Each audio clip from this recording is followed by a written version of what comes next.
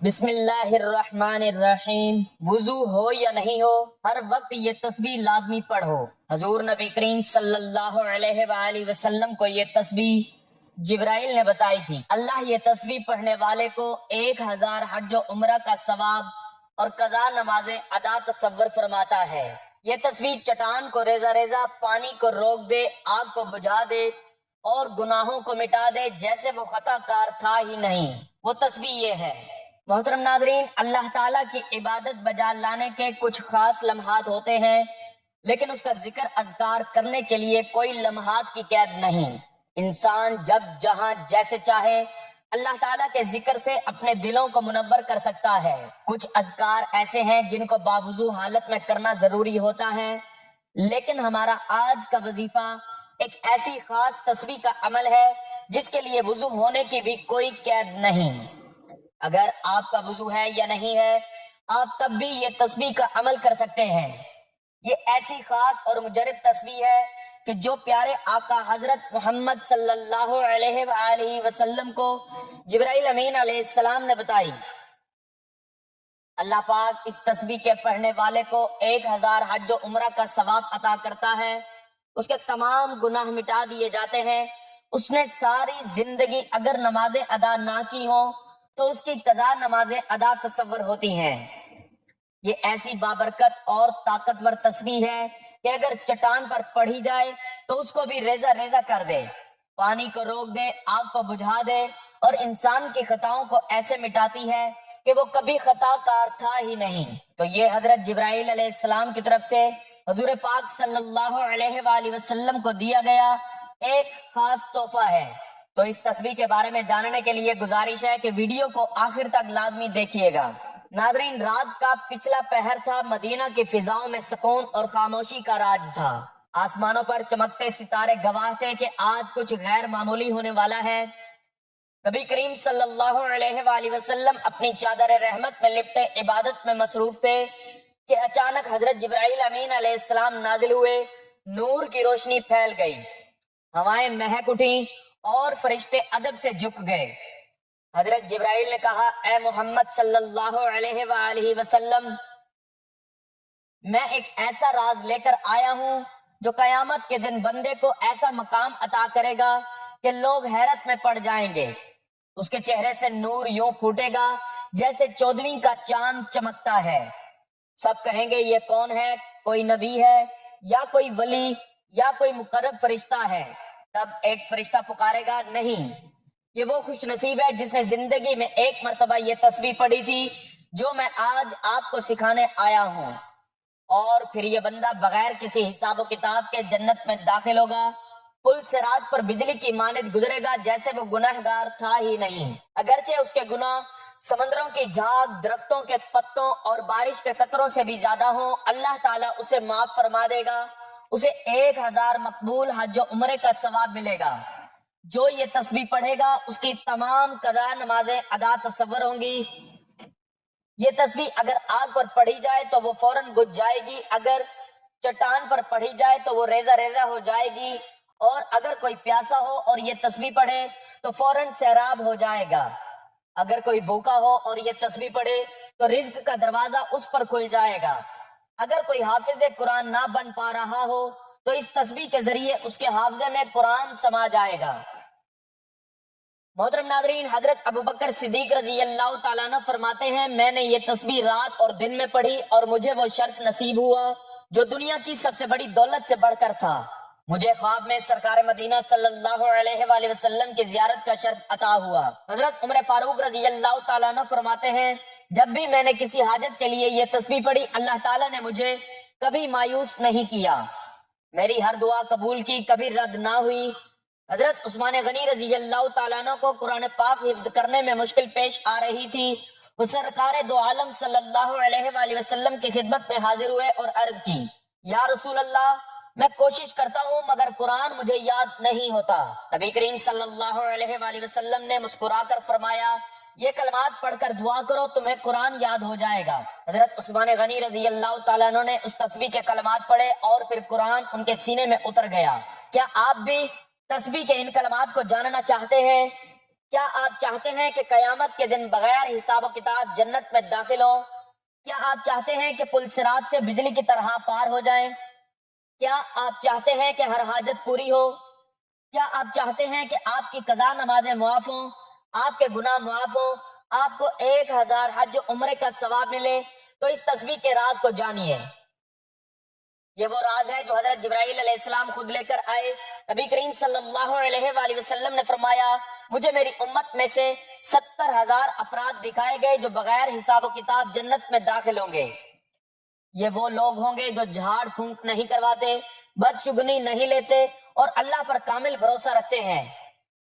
یہ سن کر حضرت عکاشہ رضی اللہ تعالیٰ عنہ نے عرض کیا، یا رسول اللہ صلی اللہ علیہ وآلہ وسلم، دعا کریں کہ میں بھی ان میں شامل ہو جاؤں۔ آپ صلی اللہ علیہ وآلہ وسلم نے فرمایا، تم ان میں شامل ہو۔ پھر ایک اور شخص نے کھڑے ہو کر کہا، یا رسول اللہ میرے لیے بھی دعا کریں۔ آپ صلی اللہ علیہ وآلہ وسلم نے فرمایا، عکاشہ تم سے سبقت لے گئے۔ روز محشر کا دن سورج سوا نیزے پر ہوگا، زمین تانبے کی طرح تپ رہی ہوگی، لوگ پسینے میں ڈوبے ہوئے ہیں، ہر شخص خوفزدہ ہے کہ نہ جانے اس کے اعمال کا کیا فیصلہ ہوگا۔ اسی ہجوم میں ایک چہرہ چمک رہا ہوگا، نہیں بلکہ لوگ کہیں گے یہ تو نور ہے، ایسا نور جو 14ویں رات کے چاند کی طرح جگمگا رہا ہے۔ لوگ حیران ہوں گے، سرگوشیاں ہو رہی ہوں گی کہ یہ کوئی نبی ہے، کوئی مقرب فرشتہ، آخر یہ کون خوش نصیب ہے۔ اچانک آسمان سے ایک اعلان ہوگا، یہ وہ بندہ ہے جس نے اس تسبیح کو پڑھا تھا جو اللہ کے خاص بندوں کے نصیب میں لکھی گئی، اور پھر وہ شخص بغیر حساب کتاب جنت میں داخل ہو جائے گا۔ پل صراط پر یوں گزرے گا جیسے تیز ہوا کا جھونکا، اس کے تمام گناہوں کا نام و نشان تک نہیں رہے گا کہ وہ دنیا میں خطا کار تھا ہی نہیں۔ اس کو 1000 حج اور عمرے کا ثواب ملے گا، اس کی قضا نمازیں ساری معاف ہو جائیں گی۔ اس تسبیح کو پڑھنے والے پر جہنم کی آگ بجھ جائے گی۔ یہ تسبیح رزق کے دروازے کھول دیتی ہے، پہاڑوں کو ریزہ ریزہ کر دیتی ہے، حافظ قرآن کو ایسا حافظہ عطا کرتی ہے کہ الفاظ دل میں نقش ہو جاتے ہیں۔ حضرت عمر فاروق رضی اللہ تعالیٰ عنہ کہتے ہیں، میں نے یہ تسبیح پڑھی، میری ہر حاجت پوری ہوئی۔ حضرت علی رضی اللہ تعالیٰ عنہ فرماتے ہیں، جب میں تلوار تھامتا تو میرا دل اللہ کے نور سے روشن ہو جاتا، میں یہ تسبیح پڑھتا، زمین و آسمان کے درمیان پل باندھ دیے جاتے اور میری تلوار روشنی کی مانند لمبی ہو کر دشمن کے سینے میں اتر جاتی، میں جہاں چاہتا میرا وار وہیں پہنچ جاتا اور پہاڑ میرے سامنے پگھل جاتے۔ میری تلوار فولاد کی نہیں تھی بلکہ اس میں اللہ کے حکم کی بجلی دوڑتی تھی، دشمن میرا نام سنتے ہی لرز اٹھتے، میدان جنگ میں ضربوں سے گونجنے لگتا، میدان جنگ میری ضربوں سے گونجنے لگتا اور میں دیکھتا کہ فتح میرے قدموں میں آ گری۔ اللہ نے مجھے وہ ہاتھ عطا کیے جو ظلم کا بوجھ کاٹ دیتے، وہ بازو دیے جو حق کا جھنڈا بلند کرتے، اور وہ نظر دی جو آنے والے وقت کی چالوں کو بھانپ لیتی۔ مجھے جنگوں میں کامیابی میری طاقت سے نہیں بلکہ اس کامل یقین سے ملی کہ میں حق پر تھا اور حق کی حمایت میں میرا ہر بار بجلی کی کڑک اور ہر قدم شیر کی گرج تھا۔ یہ وہ خزانہ ہے جسے جبرائیل امین علیہ السلام خود لے کر آئے، وہ راز جو قیامت میں نجات کا ذریعہ بنے گا۔ یہ ایک حیران کن منظر تھا۔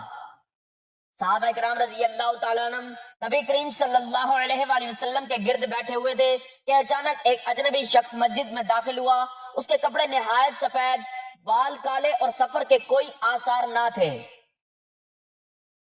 کسی نے اسے پہلے نہیں دیکھا تھا۔ وہ نبی کریم صلی اللہ علیہ وآلہ وسلم کے قریب آیا، بالکل سامنے بیٹھ کر گھٹنوں سے گھٹنے ملا دیے اور ہاتھ اپنی زانوں پر رکھ دیے۔ اس نے کہا، اے محمد صلی اللہ علیہ وآلہ وسلم، مجھے اسلام کے بارے میں بتائیں۔ رسول اللہ صلی اللہ علیہ وآلہ وسلم نے فرمایا، اسلام یہ ہے کہ تم گواہی دو کہ اللہ کے سوا کوئی معبود نہیں اور محمد صلی اللہ علیہ وآلہ وسلم اللہ کے رسول ہے، نماز قائم کرو، زکوٰۃ ادا کرو، رمضان کے روزے رکھو اور استطاعت ہو تو حج کرو۔ اجنبی نے کہا، آپ نے سچ فرمایا۔ صحابہ کرام حیران تھے، یہ شخص سوال بھی کر رہا تھا اور خود ہی جواب کی تصدیق بھی کر رہا تھا۔ پھر اس نے پوچھا، مجھے ایمان کے بارے میں بتائیں۔ آپ صلی اللہ علیہ وآلہ وسلم نے فرمایا، ایمان یہ ہے کہ تم اللہ، اس کے فرشتوں، اس کی کتابوں، اس کے رسولوں، قیامت کے دن اور تقدیر پر ایمان رکھو، چاہے وہ اچھی ہو یا بری۔ اس شخص نے پھر وہی کہا، آپ نے سچ فرمایا۔ پھر اس نے پوچھا، مجھے احسان کے بارے میں بتائیں۔ رسول اللہ صلی اللہ علیہ وآلہ وسلم نے فرمایا، احسان یہ ہے کہ تم اللہ کی عبادت ایسے کرو جیسے تم اسے دیکھ رہے ہو، اور اگر یہ نہ ہو تو کم از کم یہ یقین رکھو کہ وہ تمہیں دیکھ رہا ہے۔ پھر اس اجنبی نے قیامت کی نشانیاں پوچھی اور کچھ نشانیوں کا ذکر کرنے کے بعد وہ چلا گیا۔ نبی کریم صلی اللہ علیہ وآلہ وسلم نے صحابہ سے پوچھا، جانتے ہو یہ کون تھا؟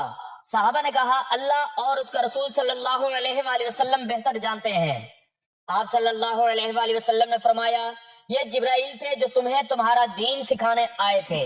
نبی کریم صلی اللہ علیہ وآلہ وسلم نے فرمایا، قیامت سے پہلے دجال ظاہر ہوگا جو دنیا کا سب سے بڑا فتنہ ہوگا۔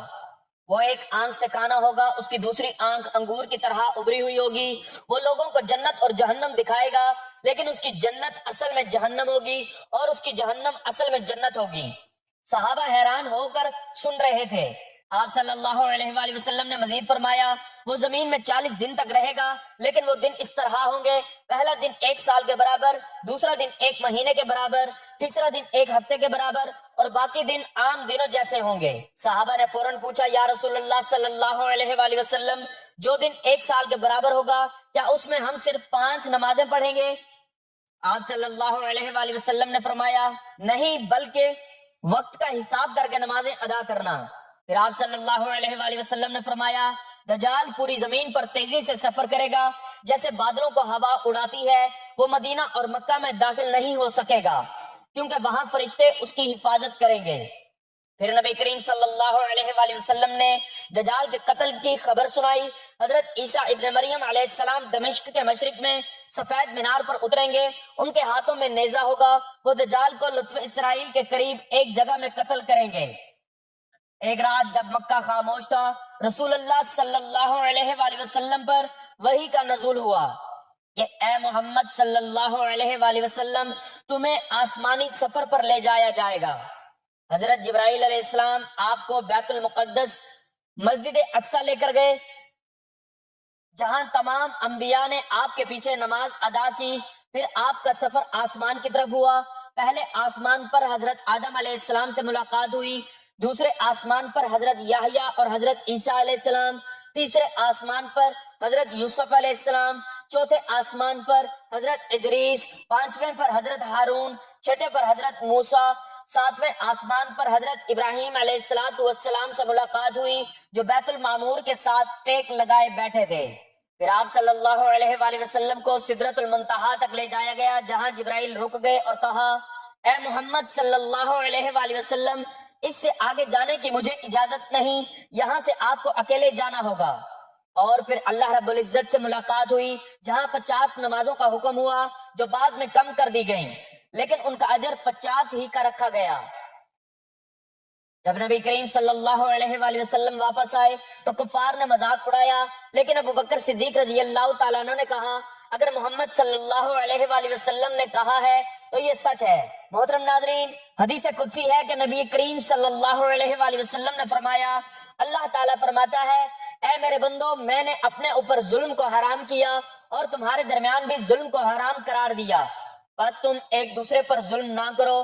اے میرے بندو، تم سب بھوکے ہو سوائے اس کے جسے میں کھلاؤں، بس مجھ سے کھانے کا سوال کرو، میں تمہیں کھلاؤں گا۔ اے میرے بندو، تم سب ننگے ہو سوائے اس کے جسے میں پہناؤں، بس مجھ سے لباس مانگو، میں تمہیں پہناؤں گا۔ اے میرے بندو، تم سب گمراہ ہو سوائے اس کے جسے میں ہدایت دوں، بس مجھ سے ہدایت طلب کرو، میں تمہیں ہدایت دوں گا۔ اے میرے بندو، اگر تم سب کے سب پہلے اور پچھلے انسان اور جن ایک میدان میں کھڑے ہو کر مجھ سے مانگو اور میں سب کو عطا کر دوں، تو میرے خزانوں میں اتنی بھی کمی نہ ہوگی جتنا کہ سمندر میں سوئی ڈبونے سے پانی کم ہوتا ہے۔ نبی کریم صلی اللہ علیہ وآلہ وسلم نے فرمایا، کیا تم جانتے ہو کہ مفلس کون ہے؟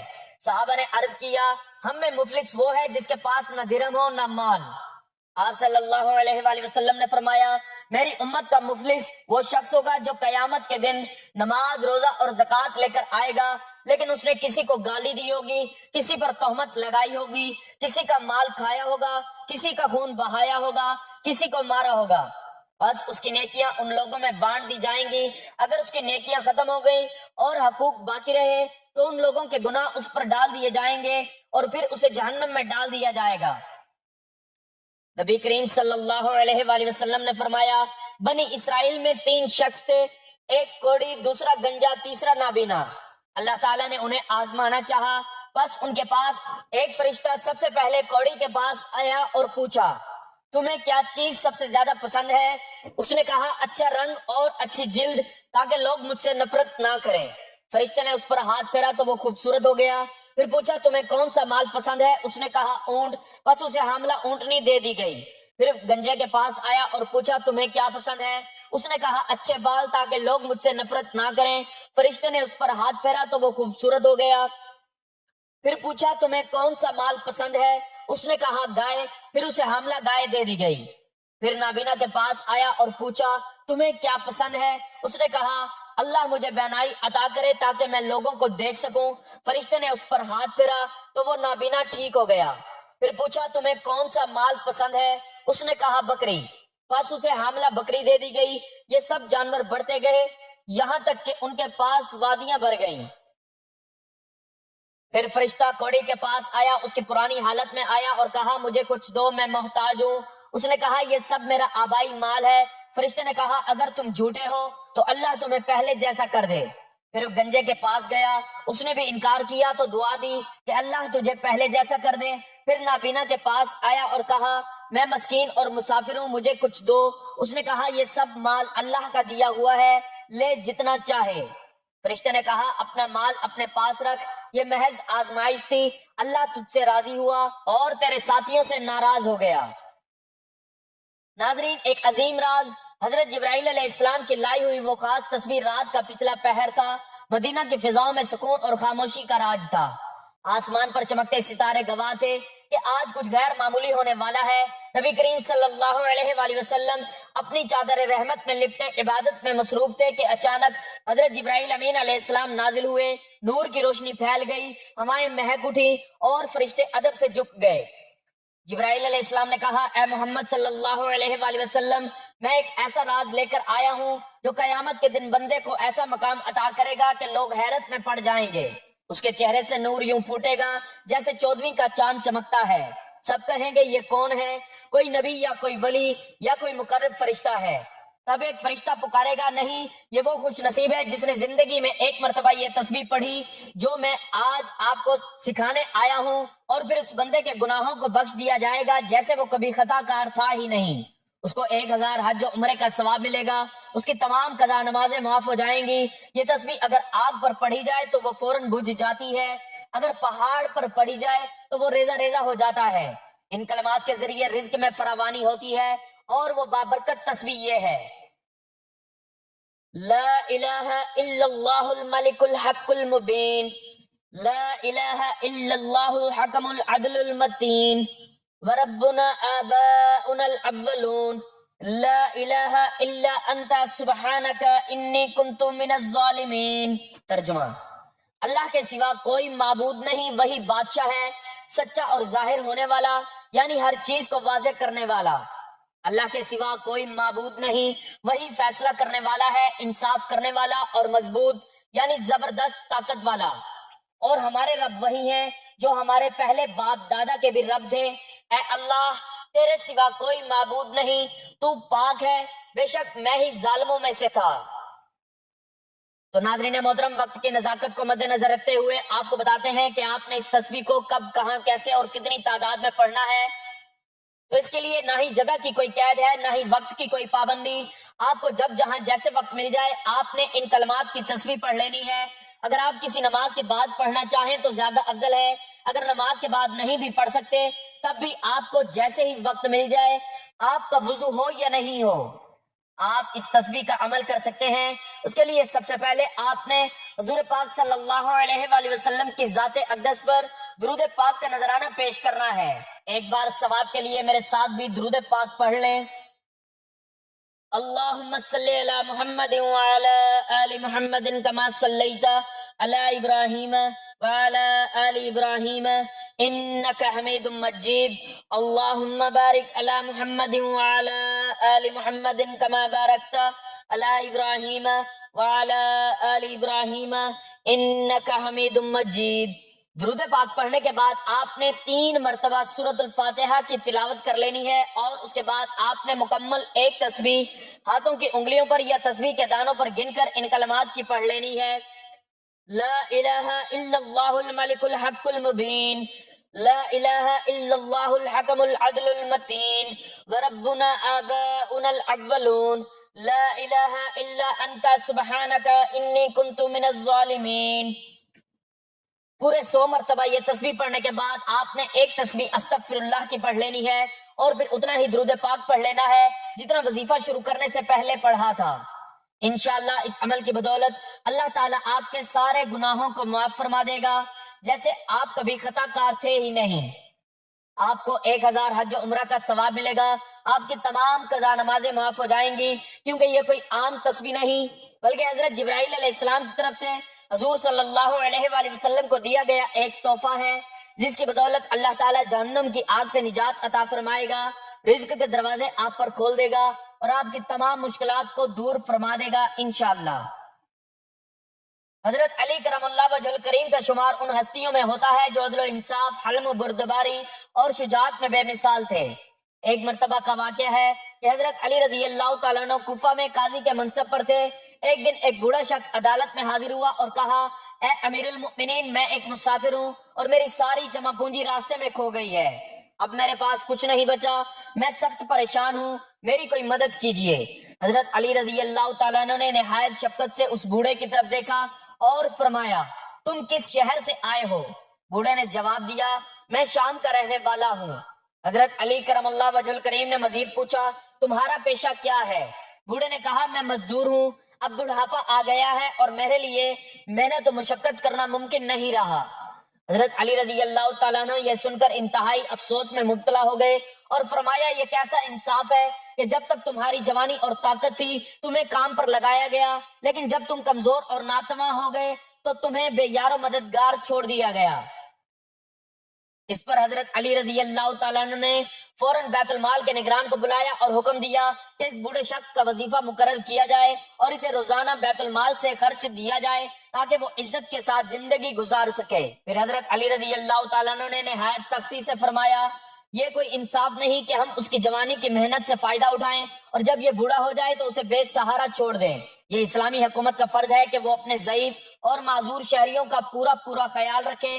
یہ سنتے ہی مجلس میں بیٹھے تمام افراد حیرت زدہ رہ گئے کہ غیر مسلم بوڑھے کے لیے بھی حضرت علی کرم اللہ وجہ الکریم نے اتنا رحم اور عدل کا مظاہرہ کیا کہ آپ رضی اللہ تعالیٰ عنہ نے نہ صرف فوری مدد فراہم کی بلکہ اسلامی حکومت کے عدل و انصاف کی ایک روشن مثال قائم کر دی۔ یہ واقعہ اس بات کا ثبوت ہے کہ حضرت علی کرم اللہ وجہ الکریم کے عدل و انصاف کی کوئی حد نہ تھی اور وہ ہر انسان کو برابر سمجھتے تھے، چاہے وہ کسی بھی مذہب یا نسل سے تعلق رکھتا ہو۔ اللہ تعالی ہم تمام مسلمان بہن بھائیوں پر فضل و کرم فرمائے، آمین یا رب العالمین۔